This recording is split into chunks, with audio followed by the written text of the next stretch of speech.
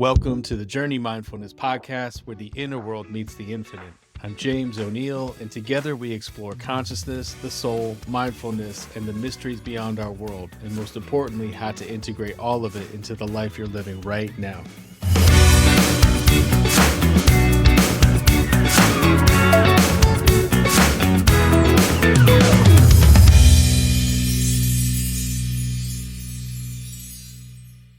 Welcome to the Journey Mindfulness Podcast.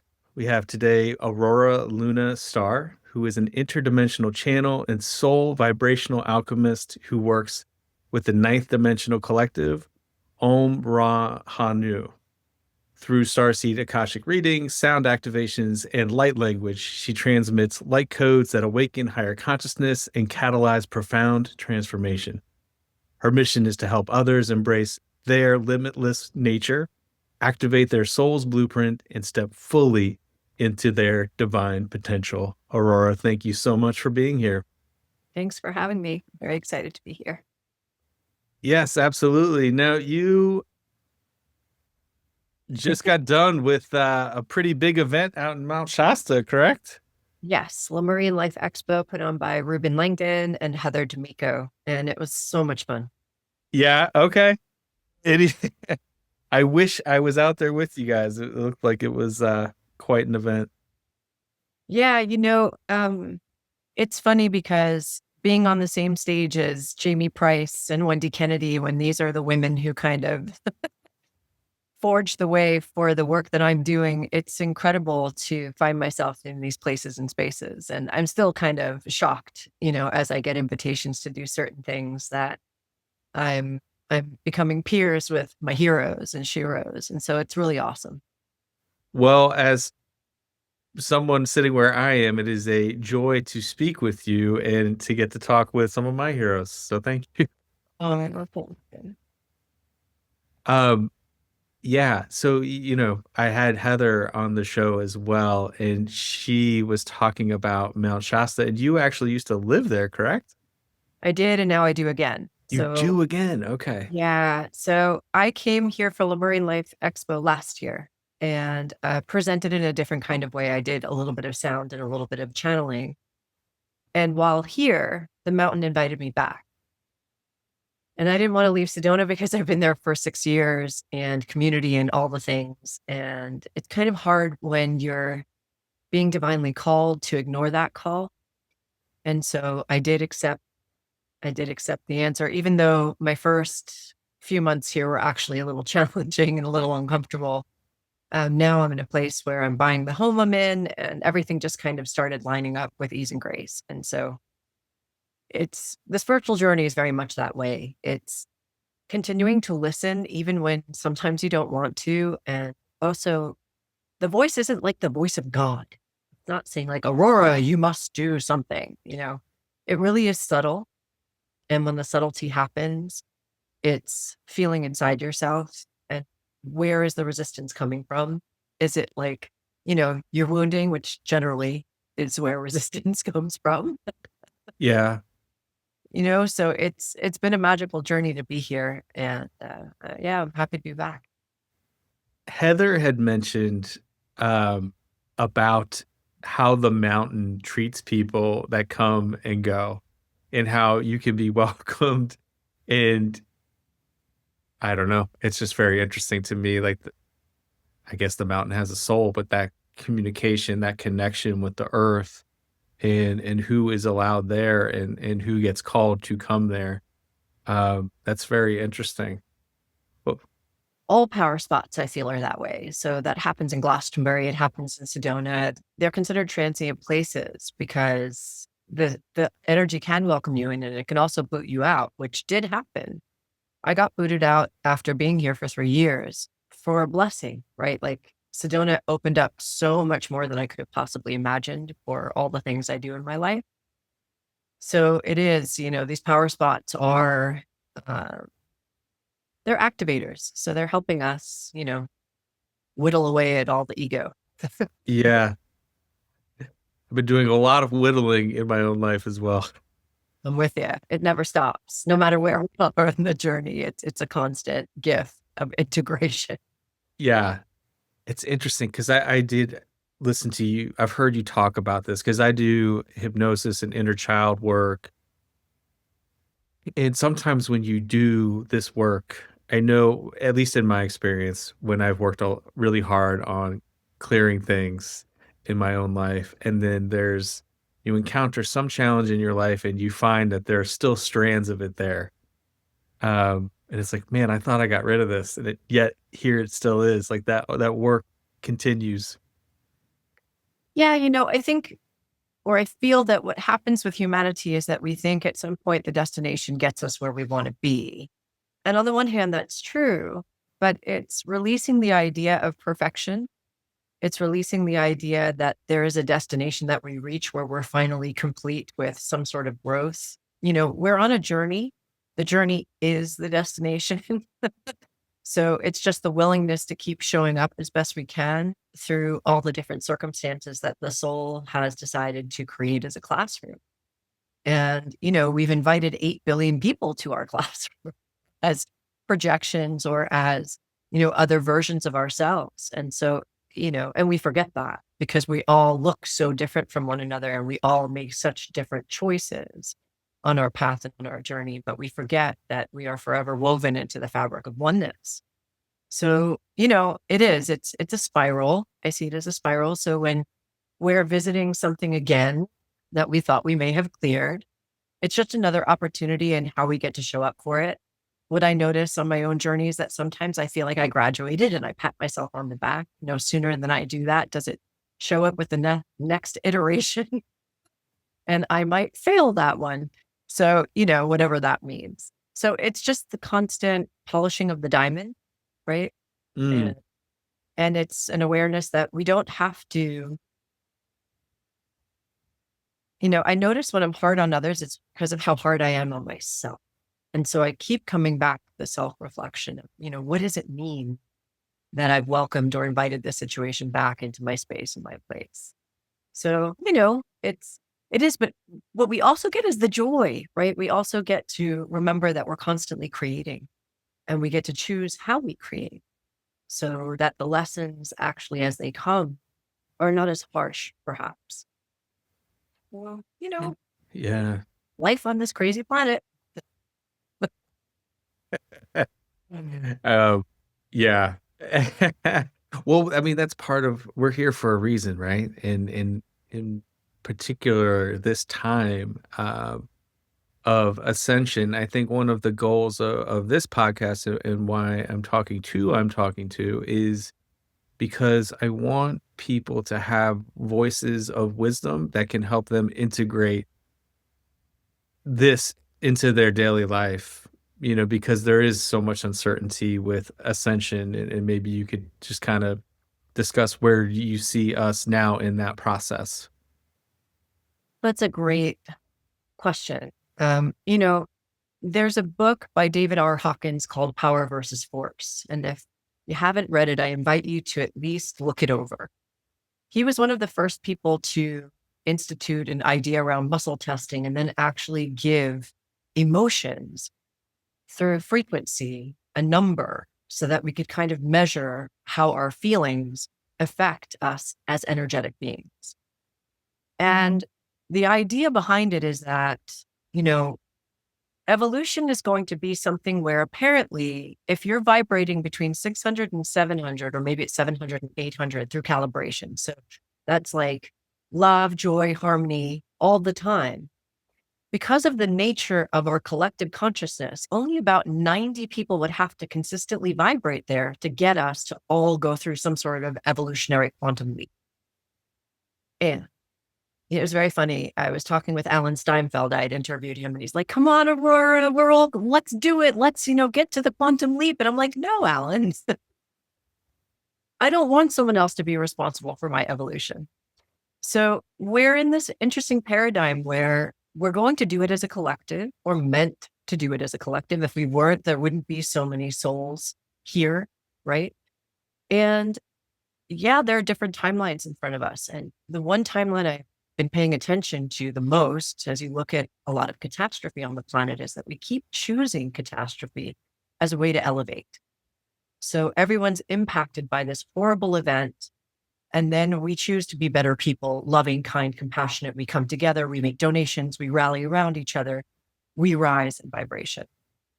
And then some other catastrophic events actually create deep separation, where it's to get vaccinated or not to get vaccinated, to, whenever the things are, whether you're on this side or that side, because the energies that are manipulating our consciousness are really good at keeping us in duality.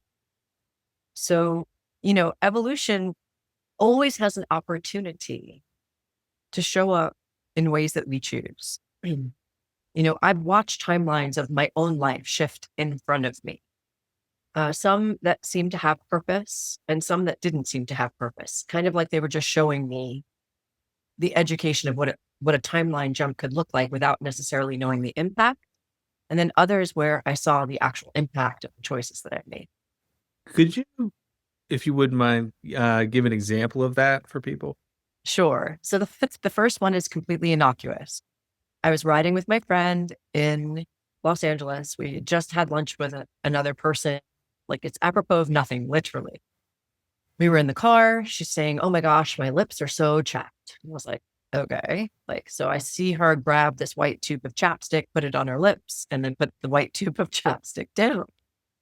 Within 20 seconds, she looks at me and says, "Oh my gosh, my lips are so chapped." I'm like, wow, glitch in the matrix. What's happening? I'm like, "Michelle, you just put chapstick on." She's like, "No, I didn't." I said, "I saw you do it." She said, "No, I didn't." I said, "It was a white tube," right? So explaining that I saw what I saw. She said, "No." And she showed me her lips were still chapped and there was nothing on them. And she said, in that white tube, her husband works for a dermatologist. She said, "I just gave that to one of my friends and my husband's supposed to be bringing one home to me tomorrow night." And I was like, what just happened here? Like, what just happened? And she thought I was nuts, and I was okay with it. She's one of my closest friends since I'm 16. So I think she already knows I'm nuts. But it was like, a thing. Like, what was the purpose in showing me this timeline? And I think spirit wasn't giving me the answer. It was just to have an awareness that these things can happen. But I can tell you right now, twice in Shasta, it's happened that I was driving way above the speed limit and I was really out of my body because I was high on life, essentially, like, a meditation, a mantra, a something. One time I was going 80 miles an hour, and by the time I saw the cop, I was done, like absolutely done. He gets right behind me and I'm like, "Oh, poop." And I pull all the way over to the side, right at the exit. And he just keeps going. So in reality, was he called out for another call? Could have totally been. I was going in a 65. That's already, I'm in trouble. Okay. So I don't know what shifted me out of his field where something else was more important. And I can't say it wasn't something practical, but even if it were, it was still the act of everything happening all at once and then saying, "Huh?" Like, I knew I deserved the ticket. I was totally prepared to receive it. Right. And whoop, out of the field. It felt like the Celestine prophecy, where the guy is hiding from the police and he starts meditating and they're running past him because they can't see him. Yes. So it's, I believe that we are dimensional and that when we are in higher vibrational states, that sometimes we are not having the same experience. We can't have the same experience as someone who isn't in our dimension. Yeah. Yeah. That's something that has come up. I've had a similar experience to what you're talking about, and that freaked me out the first time I heard it or experienced it. Yeah. Heather D'Amico talked about an interesting experience she had with her husband, Ben, where she saw him in the back of the Tesla, like the camera, and like one version went this way, one version went this way, and then another version like got in the car and like sat next to her, but she saw it on the screen, like three different versions of him go in three different directions. And she was just like, okay, that happened. Yes. I mean, that's kind of where we're multidimensional, but we don't experience ourselves very often as being such, right? Sometimes we have lucid dreaming. So that's an awareness of one way of being multidimensional. But when I talk about the etheric field, I see it as hundreds of thousands of layers of our energy body, of our light body. And in that, they're all experiencing a timeline somewhere in the time space continuum, somewhere in the universe, somewhere in the multiverse, somewhere beyond our awareness. This is our focal point for a reason, because concentrating on evolution is a very important thing for our galaxy, which is relatively new within the universe and within the multiverse. When we are going through our ascension process, other nations of the star nations are very aware that whatever happens, whatever we choose and whatever happens to us will have an impact through the entire Milky Way and beyond, right? So they're desiring to see us succeed, whatever that means, whatever that looks like, but essentially a raise in vibrational consciousness. And so I don't, my awareness is on some level, when I think about evolution, I see us being more light than matter, similar to how Yeshua came back. We won't have to come back because we won't have to die first in order for that quantum leap to take place. Some of us might end up on the planet for quite some time. My belief is that the technology that we have, though I'm 50, I could end up here for 500 years if and only if that's meant to be part of my journey, right? So I don't need to be here for 500 years, but if what I'm doing in my work is important enough for Source to show me how to keep staying here, and if staying here is part of what my soul's mission is here to complete and whatever, then I believe in this lifetime, the technology that's available to us through stem cells and through lots of other things, even the ways of the ancients, which is now kind of coming back into our awareness as pharmaceuticals kind of took all of that information off the table. And now we're all becoming aware of it again. Plus we've got this Arcturian technology of scalar, med beds, infrared light. So it's like this compilation of wisdom that's showing up right now. And it feels poignant. It feels like it's for a reason. It feels like we're raising in consciousness. Therefore, we're permitted to have access to this information because we're not here to abuse it or abuse each other, right? And so, I don't know, when it comes to evolution, I can see certain timelines of it, but I know that we're still choosing. It doesn't feel like we're on a train track that doesn't at some point split off into many directions. It's just, there's some truth I feel to what Bashar has shared, in so much that the reality that we experience is based on the vibration that we're choosing. And so I don't know what that look like as a collective at all, but yeah. Yeah. No, I mean, you brought up a couple really just good examples of things. So Bashar has talked about, we're all like, oh, you're on one train or another, and we're kind of on these divergent paths, but we're still in each other's space or vicinity for the time being, and eventually it'll be one, such as you described, where we can't see each other anymore, like this split that happens.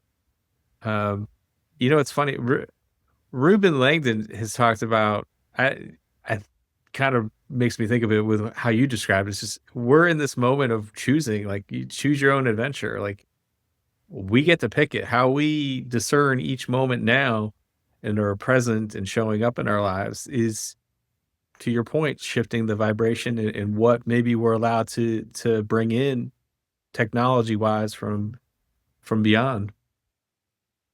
I love the movie Lucy, not because, it's an extremely violent movie, but the premise is that, she swallows a drug and it actualizes her. Like she becomes in control of every single part of her brain, and everything she desires in the moment she can manifest.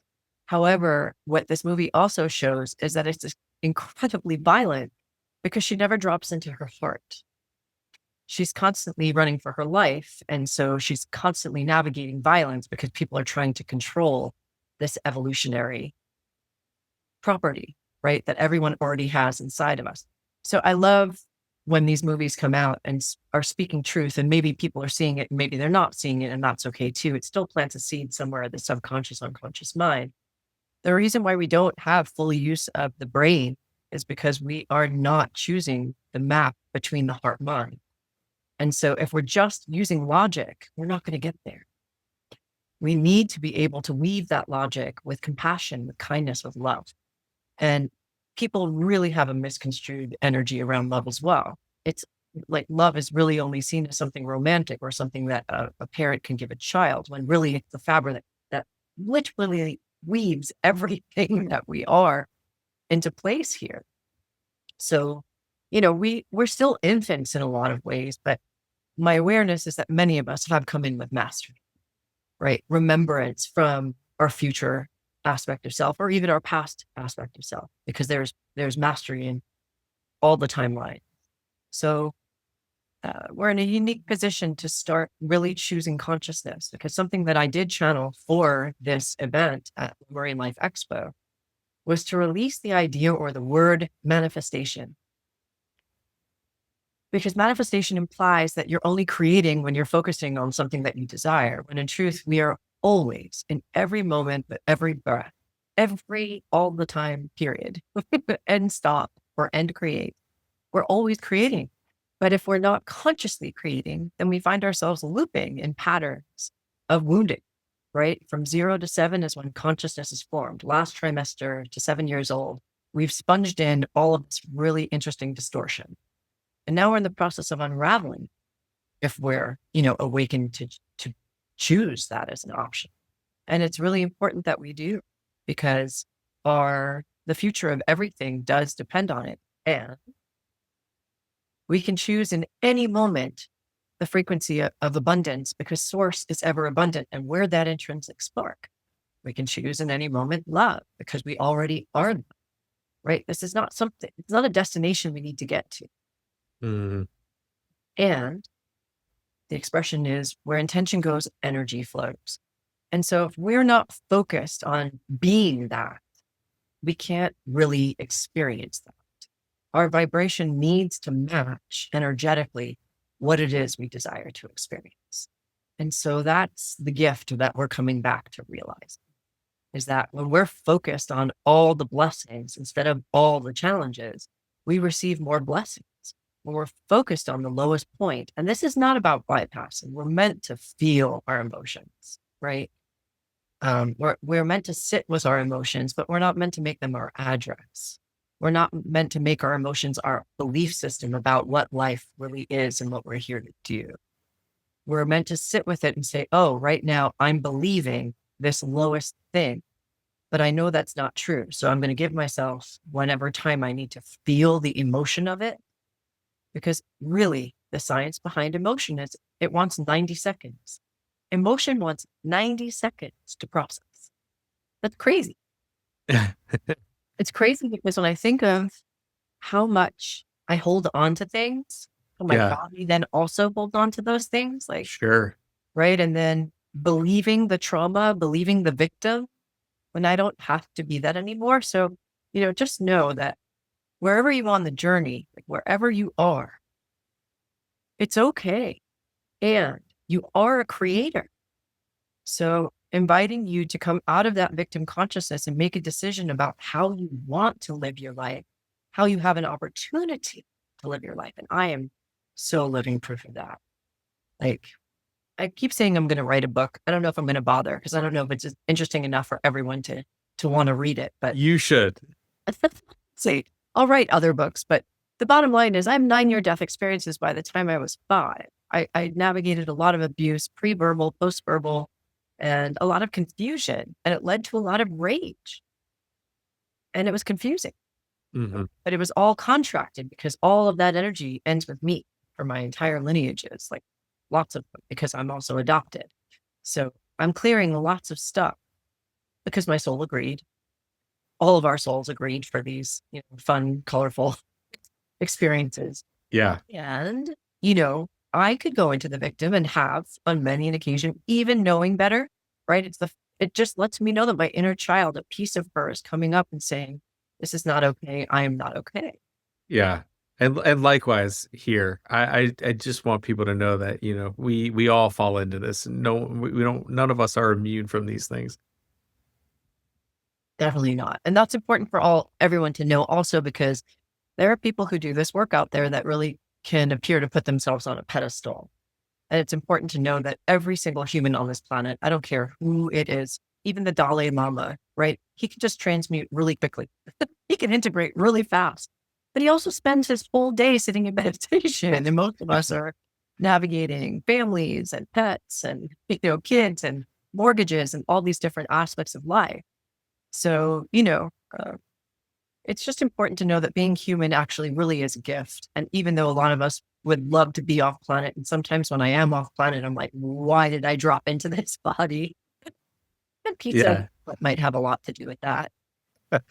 So you said that you were living proof of kind of creating this life, and that part of your channeling at the Lemurian Life Expo was this releasing, I don't know, not the idea or the concept of manifesting, but that you are choosing in each moment. I've heard you say before, and maybe this was from, I don't know, maybe Wendy Kennedy, but when we are manifesting, you're at a certain frequency and you put the stuff out there, you put your work out there, and then, the seeds of doubt or fear or perfectionism or anything else comes in. And when the fruit of that labor starts to come back to you, you can sink below it and it can miss you. And I thought that that was very interesting in regards to frequency. And you were talking about the maybe the map of consciousness and David Hawkins, but maybe you could speak to that a little bit. Just what has your experience been with that? 100%. It's so funny. It was Wendy Kennedy. So you have a steel trap for memory. Good on you. So Wendy and the Peas talked about it, and this was the movie Tuning In from 2008, right? That you throw out the boomerang with all your wishes and you're standing on the rooftop of that building, but then you start to doubt, you start to believe you're not worthy or deserving of it. You are so afraid that the other shoe's going to drop that you manifest the other shoe dropping, so that by the time the boomerang comes back, you're not there and you're now on the basement floor. And I've lived that life too, very many times over in this body, in this lifetime. But I mean, the examples are, I joke, I used to want an Audi. And so I manifested myself to live next to an Audi dealership and not actually the Audi itself in my driveway. I've wanted a blue Tacoma forever, and now I have one in my driveway. I've wanted to buy a house forever, and now I'm able to buy the house that I'm in. And the way these things are happening are through magic, because my credit score says otherwise. Like, for instance, is when I bought the truck, I had a 0 FICO score. See, I didn't even know that was possible, but I hadn't used credit in more than 10 years. And so when I went in there, they could see that I didn't have anything negative. So they were willing to sell me the truck. I just had to put money down, and that was that. And I literally sold my car, bought my truck in the same day. And I knew that that was going to happen. I actually set that intention, and it happened exactly that way a week before I moved up here. I needed the truck because I'm now in an environment with lots of snow in the winter. But so even the house, I have been telling Spirit, I really, really would like to just plant somewhere. I'm kind of tired of being the feather or the leaf in the wind, knowing that travel is still a big part of my work, but that I can anchor somewhere. And I thought it would be Sedona, but in truth, I didn't have a belief system in my being that would allow Sedona to be my reality right now anyway, because the pricing of the housing market is exponentially higher in Sedona than it is here in Mount Shasta. But this house that I'm in is owned by a friend of mine. And the tenants were moving out just as I was needing a place to move into, right? So already the mountain is orchestrating. My soul is orchestrating. I even did a clearing on this house 7 years ago. Oh, you have history with the house. Right. Unbeknownst to me, this was going to end up being the property that I could purchase. And then circumstances also presented themselves so that I could, regardless of my credit score, regardless of what my income looks like on paper, that all of it could happen with a really great interest rate. So, at the end of the day, when we're creating, it's about not giving up, right? Because sometimes we have a timeline and sometimes Spirit has a timeline. And it's really spirit and soul, right? It's my soul co-creating with my monad, with the all that is, saying, you can have what you want now, but if you get it now, you might end up losing it. Mm. right? Or you might not like that's also a big lip in people's fields where you get just the thing you want and then you can't keep it. Something destroys the dream because you're waiting for the other shoe to drop. And again, pulling that energy out and just saying, I'm worthy of receiving and I'm open to receiving the highest potential outcome. I thought I was moving into a tiny home, and Spirit says, I'd rather give you like an actual normal sized home. So that way, when your friends come to visit, you can have them stay. Literally, since I've gotten into this house on May 1st, I've had more visitors here in the past 3 months than I ever had in Sedona the whole time that I was there for 60 years. So, Nice. right. So things, when you're open, like I think Bashar or Daryl would say the word is insistent, but if you're just attached to the outcome, if you're insisting on the outcome, you're closing down the quantum field. And so it's about, you can put parameters in there for sure. You can get very specific on what it is you desire, but that or better is important to throw on the end of that. Because yeah, no, it's so fascinating to hear you say that, because you have like a tangible thing, right? Like, this is the idea I had, but then what actually got delivered was something far different and perhaps, bigger or better or whatever. it always is. Whenever I have vision on something, I'm laser focused on my belief system. This is exactly what I want. Spirit's like, well, we're going to give her something else and she's going to be really happy. She just doesn't know it yet. But what has to happen first is the thing I desired doesn't work out. So this tiny home I thought I was moving into wasn't even being built. And so I was like, whoa, okay, what the flipper flops am I doing in Mount Shasta in the middle of nowhere in 2 feet of snow in an unwinterized trailer? So, I mean, right. so you mentioned magic. So and perhaps I don't know if you use the term quantum manifestation, but what is the secret sauce? But you already know the secret sauce, right? It's your vibration. It's us as energy getting excited about the things we desire to see to come to fruition and staying in that vibration. Oftentimes we let people drag us into their frequency. We let their drama, we let their trauma pull us down. And we've been used to trauma bonding on our planet. Like that's another energy that between people, especially in intimate relationships, but even in friendships and in lots of different ways, that trauma bonding is actually like keeping you addicted in a pattern and looping to an energy that's below where you deserve to be. Like, how long do you want to let your trauma define you? When I talk about my near-death experiences, I do it, even the nonsense that I navigated with my biological up until 8 years old.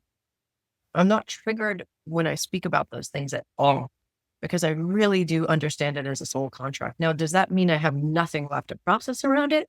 But I'm not wearing it as a badge of honor that this is something I survived. Like I'm saying, okay, so that was part of the walk. And now I've moved on to so many other things as my focal point, with the awareness that on occasion that energy can come back in the form of another face, another person, trying to pull me in energetically to a situation or to participate in some certain way. And oftentimes I recognize it before it even approaches. Right. So to me, quantum creation is something, again, we're doing all the time. Manifestation is almost a trap if we keep looking at it from the perspective that I can only be manifesting when I'm vibing high. The purpose is to identify that we're always manifesting. We're always creating. Manifesting isn't something we're doing just when we want it to happen.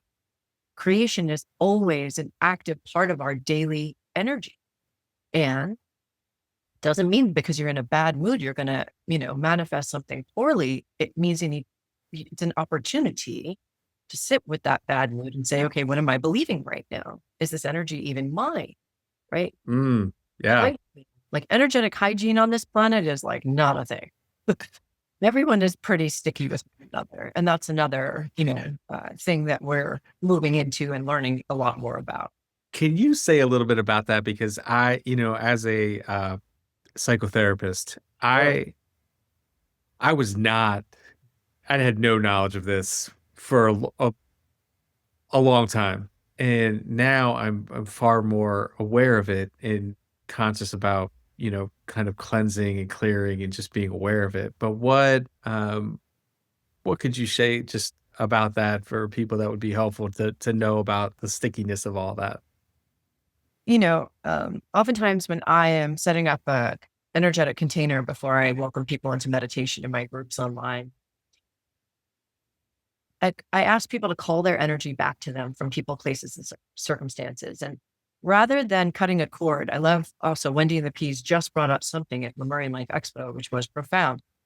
When we think about cutting cords, we can't really cut them in so much that we are all one, right? So there is a warp and weft. There is a fabric of life that we are all a part of, and we're all intricately woven in together.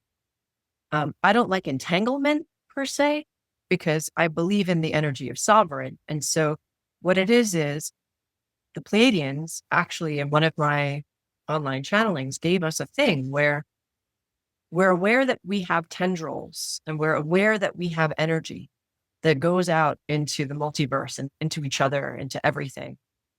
And it's about bringing into mind a relationship that you feel is very sticky, that you feel like you really want something or someone really wants something from you, right? And an opportunity to just clear that frequency. You can set the intention to clear all of it, but the challenge is if you're not paying attention to who you have it sticky with, then you're not really clearing it. It's important to, in my awareness, to have the conscious piece where you're saying, I really like this person. And I've just been sending them vibes, hoping that they like me back. Like, is that clear? Not really. Reach out to them, talk to them, make an action, make an effort. But if you're just sending the vibes, now you're just starting to put like gunk in the field. Part of what we're remembering in this lifetime is integrity and authenticity, like to the, millionth degree. That's how we come back into our sovereign. And what happens is if we keep pulling on someone else's energy or someone's pulling on us, either way, now we're dealing with energy leaks, and we'll start to feel exhausted or irritated or really repelled by that person, or that person's being repelled by us because they know that something's inappropriate. They just can't put their finger on what it is because it's energy. It's not literally someone tugging on your t-shirt, like, a 3-year-old pulling on, like, hey, remember me? Right. But you'll find that when you're siphoning someone's energy, which you're not doing on purpose. Yeah, I know that's a problem. Yeah. Yeah. So it's about getting clean and clear. Why do I have to siphon someone's energy? Why am I trying to pull on them? Because I want attention. Well, why can't I feel that within myself? Right? We constantly still go back to wanting validation, wanting love, wanting relationship to look like a certain lens. Everything of that lens that we've been shown is distorted in big, big ways. Approval is a hell of a drug. It is. But to me, as I come into those places and spaces within myself, and I still find myself vulnerable and desiring approval at times, for sure. And again, I come back, right? Well, I just keep coming back to the fact that I'm the mother, I'm the father, and I'm the child. So if I want to bring love to that child that's desiring approval so badly, all I have to do is sit with her and be that loving space for my inner child, right? I get to hold her close to my heart and say, we don't have to worry about this. Because normally these days, what I'm looking for approval over is some of the work that I do. And ultimately, it doesn't matter. Either you vibe with my work or you don't. And I'm not here to be the be all end all for anyone, first of all. Second of all, there are 8 billion people on the planet, and I don't need all of them liking my work either, because there's so many of us doing vastly different things, which just makes this life so exciting. Like, I just let her know that there was a part of us as a kid that was worried that we wouldn't have a roof over our head if we didn't perform a certain way. And that's what that wound is. And now that I'm aware of that, I don't have to outwardly cling to anyone or tendril my energy in an inappropriate way and say, will you love me because I did this? Or will you reject me because I did this? I can just say what we did is by divine design. The work we do really has very little to do with us, right? Yeah. Like, my computer, my brain is still an active part of what happens. I'm not like Daryl, so I don't leave my body fully when I'm channeling. But regardless of that, I know that what I'm channeling is love. So whether that's received or not received really has nothing to do with me. Right? You're you're sharing so many lovely things. It's just the concept of putting your hand on your heart and just even feeling that, like that compassion that you're giving to yourself, the awareness, right? The mindfulness that you can offer your inner child love and console it and nurture it in a positive way. I mean, those are all wonderful things. And then in doing so too, your beingness and your voice, and I know you're into sound, and I'm sure even when you're channeling, like there's an energy that is coming through you. Yeah, I mean, it couldn't come through if there wasn't a match, right? A vibrational match. And Aum Ra is new to me. This Aum Ra collective it's just over a year old. So Oh, it's not, really? yeah. Yeah, I've been channeling a long time. But they always gave me elders of the cosmos. First it was the Elohim, and then they wanted to broaden it because they wanted me to understand that I'm a telephone and I could literally kind of call in whatever. I mean, I remember after watching the movie, I couldn't get rid of Freddie Mercury for like a week. And it was so cool, like kind of having his energy in my field and somewhat conversing with him. And I still don't consider myself a medium. I didn't know what to make of that, right? Like, I was like, this is so crazy and kind of cool. And hey, Freddie, what's going on? And at the same time, there needs to be a vibrational match in order for us to hold the frequency. And my ego was involved, especially in the beginning. Like I wanted to say I channeled something specific because otherwise people wouldn't know how to identify with me. And I remember when I channeled for Reuben for the first time, I told him, like, the elders of the cosmos. He's like, well, what does that mean? I'm like, yeah, I don't know. So it took a level of self-confidence and humility.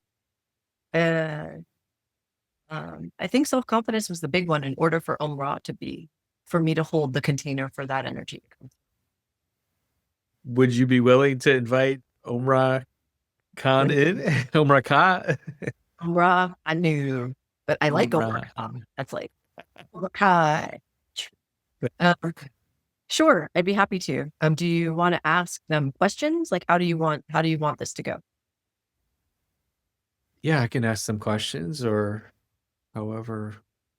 Yeah, that would be fine. Okay. Great. Okay. That's just for my own, that's for, Aurora. Okay. Give me just a moment. Greetings. We are Aum Ra Ha Nu, and we are grateful to be with you on this day. We are open and present with you for whatever it is that you desire to ask us. At this time. Thank you very much for being here and appreciate that.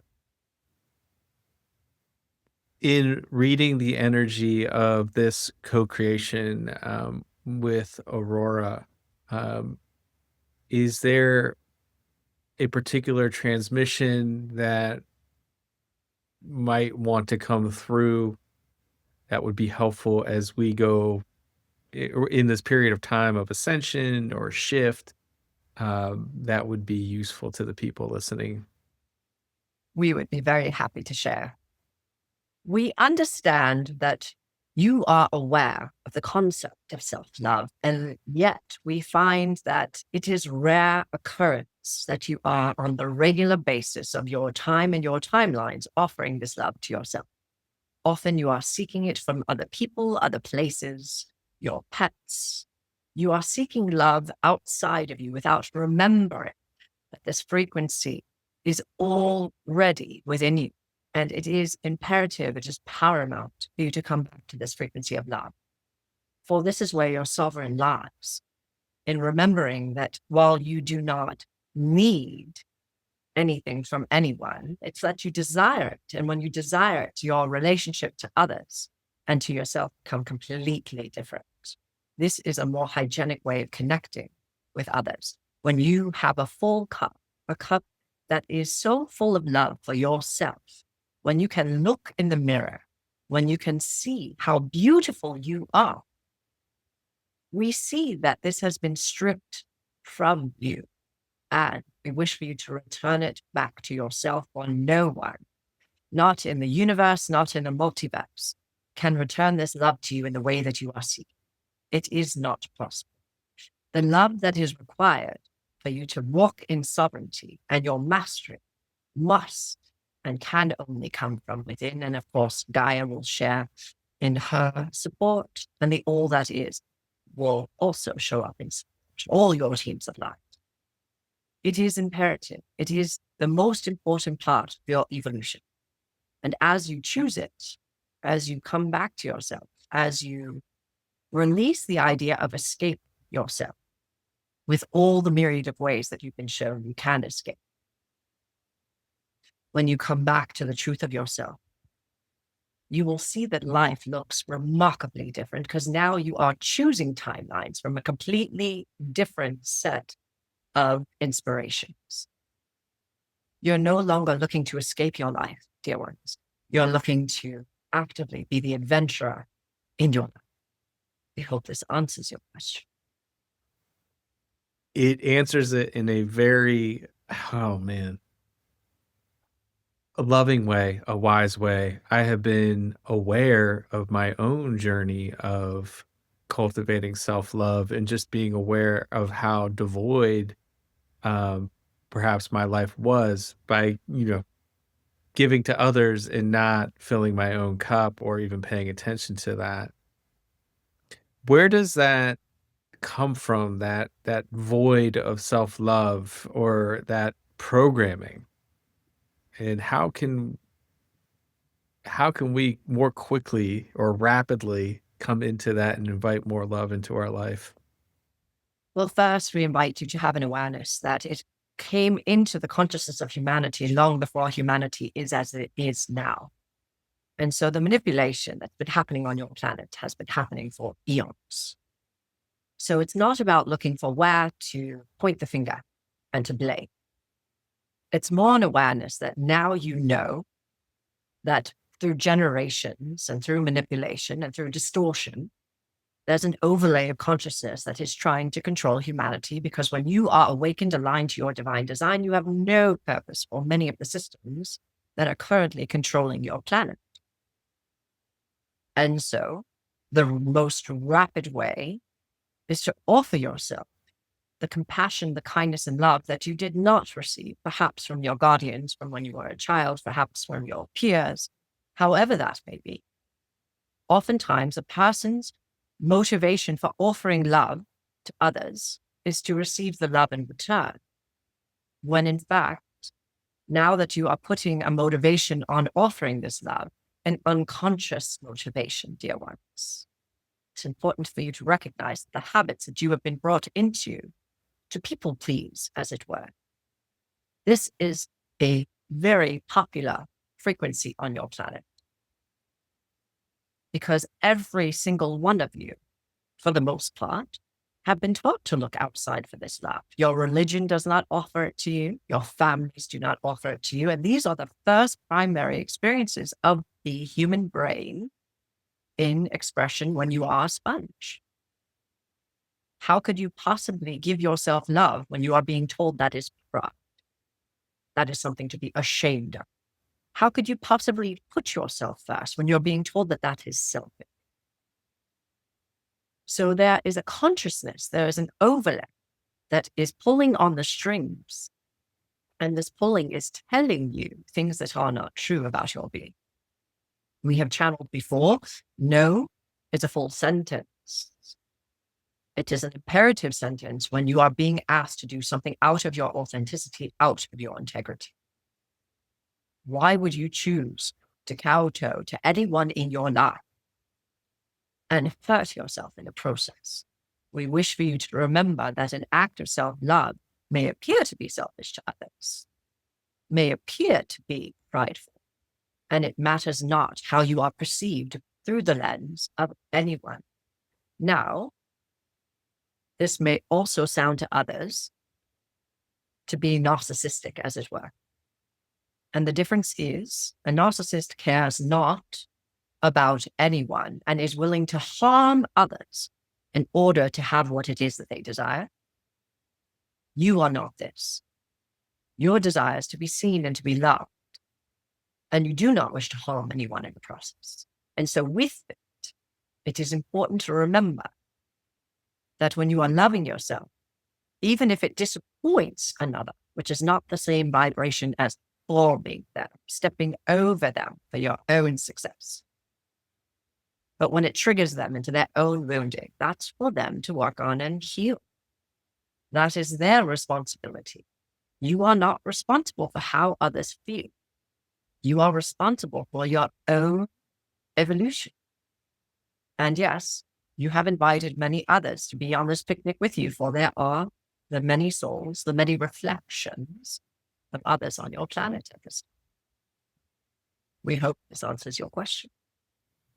Yes, it does. It's a very heartfelt way of responding to ourself in a loving way, and to know that we're not being selfish, perhaps self-full, and that, we are responsible for our own emotions. So I thank you for that answer. Um, Recently, there was an event that Aurora was a part of, and perhaps you as well, and at Mount Shasta and the Lemurian Expo. I want to ask, when a collection of humans gets together like that, of a certain vibration, what is the ripple effect on the ascension or timeline that we are going through right now? Well, the ripple effect is quite substantial. And while it has a vibrational impact in that moment, what humanity has forgotten until now is that momentum also is necessary. We do not like the word discipline. However, we do love the word commitment. And so in order to change a paradigm, there must be a sincere and intense commitment to being the change you wish to see in the world. And so while these ripples are planting seeds and rippling out into the time-space continuum, they are also a flash in the pan, you see. And so it will depend upon how the momentum builds from this point forward in order for the ripples to be significant and to effect change. We hope this answers your question. So this is an event, a moment that we can catalyze and use to build momentum to expedite the process of whatever the next evolution is? Absolutely, dear. There's always an opportunity to be shifting. In fact, every time you even do it for yourself, you are exponentially shifting the time-space continuum towards a trajectory of evolution. And it does depend upon your participation constantly. Think about what it is to put money in the bank, and eventually, over time, if you're consistently putting it in every day, you now see at the end of a specific time period that you have quite a lot of it. If you're only putting it in once every 2 years, what will you have at the end of that same period of time? And so it depends on your own investment to yourself, your own investment into your families, your communities, how you choose to walk in the world. This will always have the impact. How much, to what degree, will depend on the collective as a Thank you for that. Um, in this transmission, there is energy that comes through, and it is very lovely and very inviting. How could you speak to the mechanics, maybe, of how the sound or the energy that comes through Aurora in your voice impacts other people? How does that work in terms of almost like impacting someone and turning a light on, or sparking something wonderful inside of them, or awakening? We are a ninth dimensional frequency on behalf of this vessel, and we are somewhere within your multiverse. Our energy expands much beyond this, and the ninth dimensional frequency is where this vessel is able to attain the frequency. We then use Gaia as a satellite, and as such, come through the vessel that is now speaking. And there is also, of course, a great amount of love, connection, and what you might see as an iteration of the vessel and us as one. With that said, there is a profound connection between sound, love, energy, vibration, and how we all receive. This vessel has capacity to hold the frequency and to share the frequency through the entire vessel, not just through the voice. And so what we have an awareness of is that humanity is used to the lies. And so you've all convinced yourselves that you are less than. And what you hear from us is the truth, that you are not just more than, you are capable of things that you have not seen yourselves co-create just yet in this world. When you hear the truth of the love that you are, of the magnificence that you are, of how precious you are, not only to us, but to all that is. When you have not been abandoned by all that is, you have in some ways abandoned this frequency, but not of your own volition. And so, of course, we understand this, we remember this, and we are here to support you coming back to that frequency of the source that you are. And so you are hearing truth, dear ones. You are hearing that who you are is more than you've been shown, more than you've been told.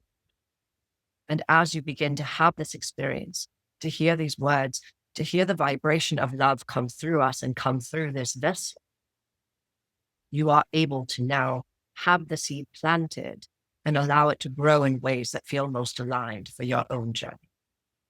We hope this answers your question. It does. Thank you very much. Is there anything else that you would like to share before we complete this transmission? Indeed, there is, and we thank you for asking. We wish for you to remember to have fun, dear ones. You are taking your lives entirely too seriously. You are allowing what is happening around you to create the reality based on fear. This will not do for your evolution. We are asking you to come back into the space of joy, of fun, of excitement. These are the places and spaces where you are shifting your timelines exponentially into the directions that you wish them to be lived. We wish for you to have fun, dear ones, to remember your inner child whenever you are going out for sport or for walks in nature.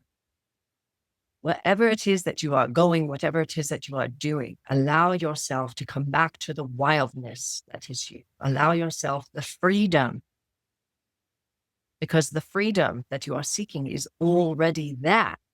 You are believing in the constructs of caring what other people think.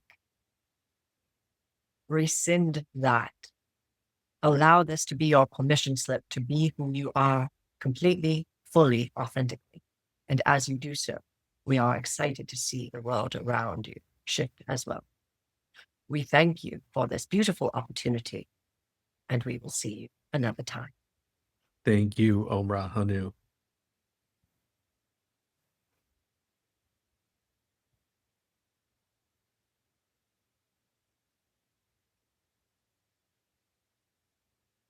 Hey. Welcome back.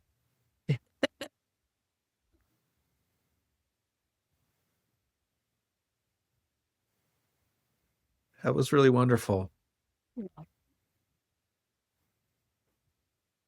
Thank you. They're still buzzing. I'm like ground.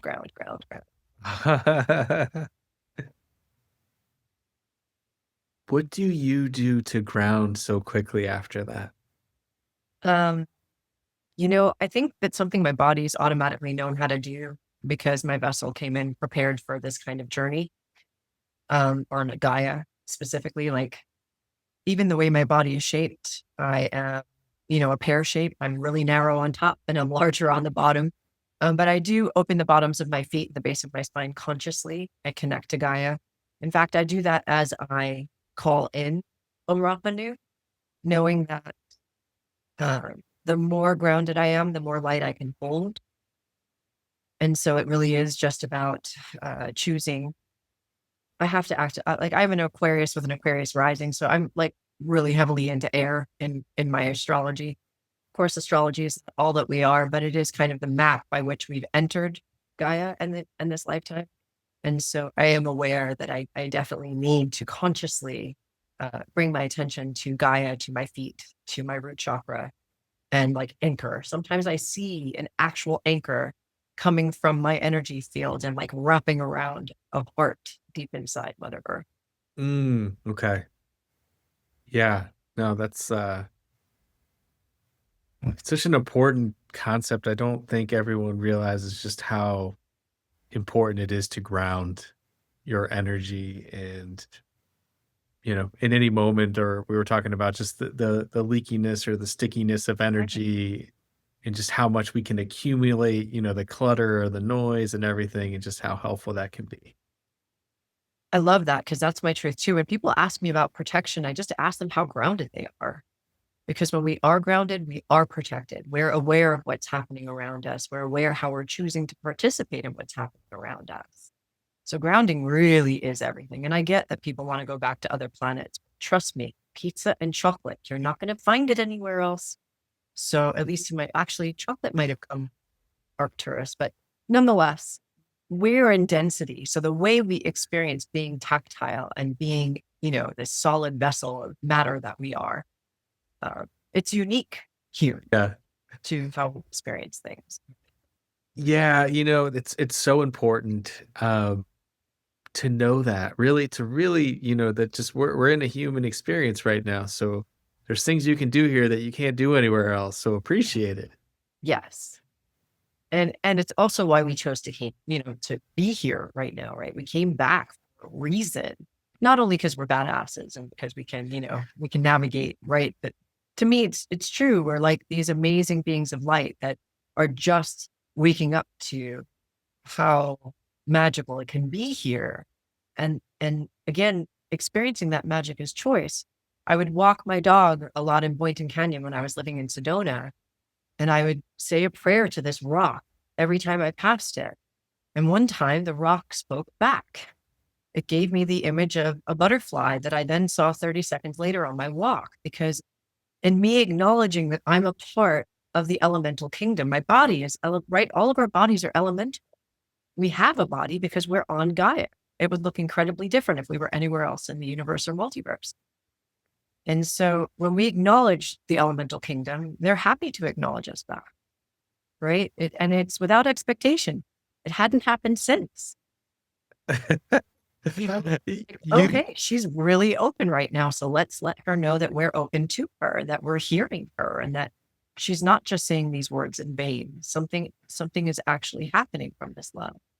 there is a writer that I like, Mitch Horowitz. He wrote a book called Practical Magic, and his friend, another scientist, Dean Radin, who studies, these psi abilities and puts the science and the research behind it, but just explaining from a scientific standpoint what you just talked about, and that, you can communicate with other things, other consciousness, and magic exists.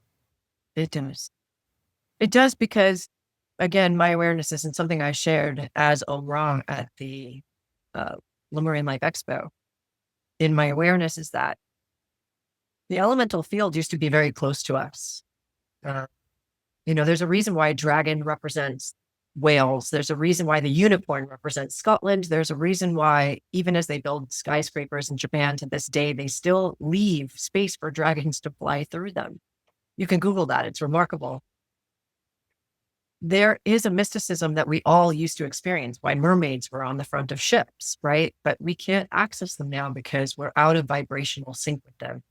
Our emotional field is filled with so much fear that we're not able to experience them as we were before.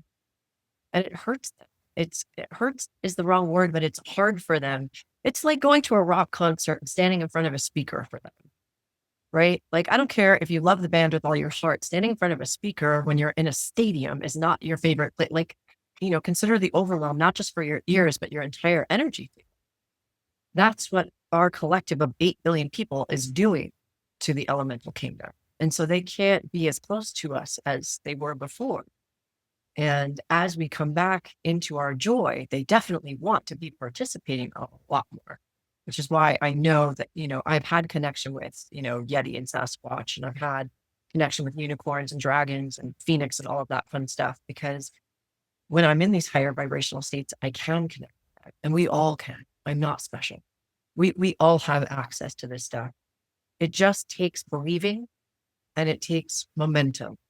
So it does take, an opening, a cracking open. And the more we do it, the more that there's availability to us. Well, I appreciate you saying that because I think it's so important for people to know that these are not just mystical things that happen to other people. It can happen to you too. 100%. Um, any magical things happen at the Lemurian Life Expo that you could share? That's a good question. Anything in particular happen at the expo? Did you see a Sasquatch, UFO? No, but that's kind of my daily life here. Yeah. Well, you're on Shasta, so there you go. Yeah, I kind of, I get, I have a lot of contact. Uh, Definitely over the 8-8 gateway. I was navigating Andromedan frequency, Arcturian frequency, Pleiadian frequency, Venus. I mean, I'm pretty tuned into that energy, and so I communicate with them a lot, and sometimes have really fun experiences with them. But there was nothing in particular with the expo for me, though. The coolest thing I think I've ever done would be on a panel that large. There were 13 of us up on the stage channeling, and that was incredibly amazing.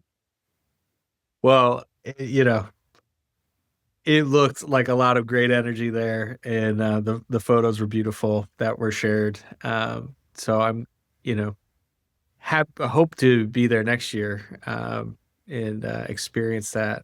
But that's really wonderful that you were able to do that and to be a part of that. That's just a great thing. And the ripple, I hope for the people that listen to this, it's a catalyst, and we build on some momentum, and some magic happens because of it. 100%. And I'm going to say that what Aum Ra said is like a constant daily practice that I keep coming back to. Yes, collectively, when we gather, everything is magnified, right? Because we are now like putting an imprint somewhere in the time space continuum that we desire to be this love and to hold these frequencies. And it's up to each one of us every day to choose how we show up in life. And the more that you meditate or find yourself in nature, or whatever the ways are, drumming, dancing, art, light language, singing, like I don't care what it is that you do, but the more that you spend time in those authentic places of just being with yourself, and maybe small community too, the more we've got a shot at what evolution looks like, right? Yeah. So just keep inviting you back into those places and spaces, because they really are the foundation for everything that's going to happen. Yeah. My last guest, Peter Slattery, was just talking about the importance of when you wake up in the morning, just setting the intention for how you want to show up on this day. And, I definitely get away from that where it's like, I do find it helpful, but it is something that you can do every morning. It doesn't take a long time either. Not just every morning. The challenge right now is that time is moving so fast that we need to be checking in way more often than just the morning, right? Because, I had a client I'll never forget. She told me this beautiful thing that she did in the shower every day to set her intention. I'm like, right. And then what happens when you get to work? And then what happens once you're at work all day? And then what happens when you're commute home? Like your vibration, it's the same thing that Wendy explained. We go from here and then we go all the way down. So it is about checking in and coming back to that frequency as frequently as we can, with the awareness that, like, I set alarms on my phone, and at a different hour, it goes off and says something different. At like 1:11, it'll say love. At 2:22, it says gratitude. At 3:33, it says something else. And so these are little check-ins that I have for myself, so that as I'm going throughout my day, that I'm coming back into center and clearing my energy field of whatever may be sticky from me or for me, either way, or both. And Yeah. then, okay, on to the next thing. I love that. That's great. Thank you for sharing that. Yeah, you bet. It's a little hack, right? It's a little quick way to remind yourself, right? Because it is, he's totally correct. It's so important to start your day to set the intention. But again, we'd be really, it's like illusions of grandeur to say that we can hold our frequency past a certain time in the day, right? For whatever the reasons are. It's not to hold yourself hostage with that truth, and it's not to blame anyone else for that truth. we vacillate all the time because our emotions are like what we can experience emotionally is a huge pendulum. So within that pendulum, the more we can just come back to center,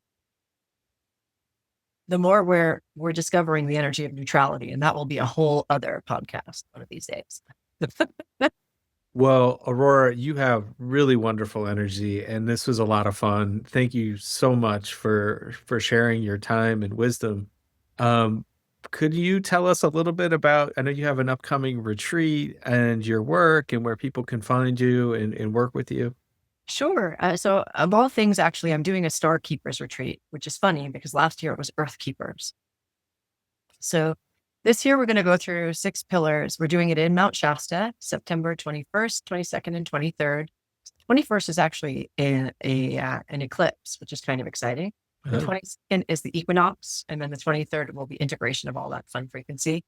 Also coming up to Shasta is a thing. So you really want to give yourself at least 5 days in the area because you can't travel up and get here the same day and really function for the retreat is my awareness. And with that said, we'll be doing 6 pillars of light. And I received these 6 pillars from 6 different star groups to assist us in clearing our containers and in getting ready for activations that will help us up level our frequency, something that we can, take home and keep working with as we go about, again, like working with the next iteration of activations where we become prepared to hold more light. They keep talking to me a lot about light potion. And so even the work I'm doing now, I'm in the middle of just started 4 weeks with the Syrians. And so I have a series called Galactic Gathering. I've channeled lots of different star energies. Right now we're working with Sirius. And so as we do these things, it's again, just a constant reminder of how we can work with our energy and the tools that we're being offered in getting more clear, getting more grounded, and getting more aligned. Any way you want to work with me, there's lots of different ways. I do mentorship. That's my most popular way.